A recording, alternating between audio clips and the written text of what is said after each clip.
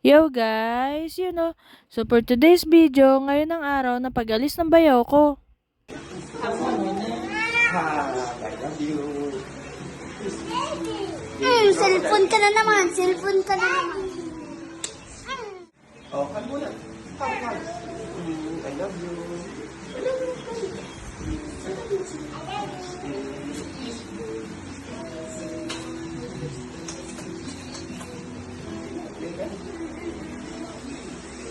Dito nga ay nilalabas na niya ang kanyang mga gamit dahil parating na rin ang Grab na kanyang sasakyan. Maya-maya nga ay dumating na rin ito at isa-isa na niyang isinakay ang kanyang mga maleta. Sabi ng pamangkin ko ay hindi raw siya iyak, pero sabi lang niya yun.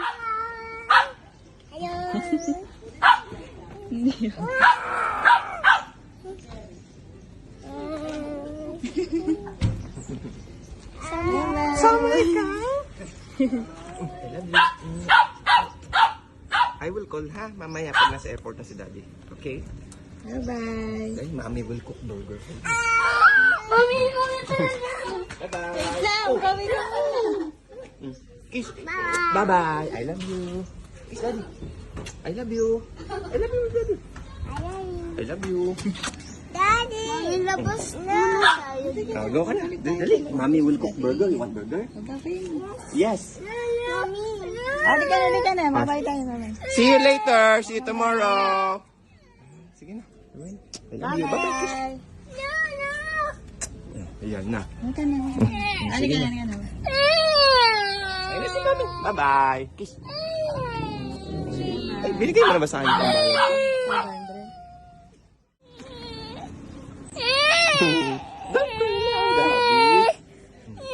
Kiss mo na si Daddy. Ah, sige na. Bye-bye.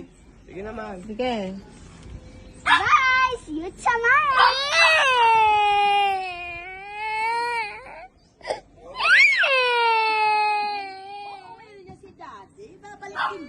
Talaga naman. Patahanin mo siya. Tahan na sa uwi din yung bukas. Bukas ang din yung bye-bye.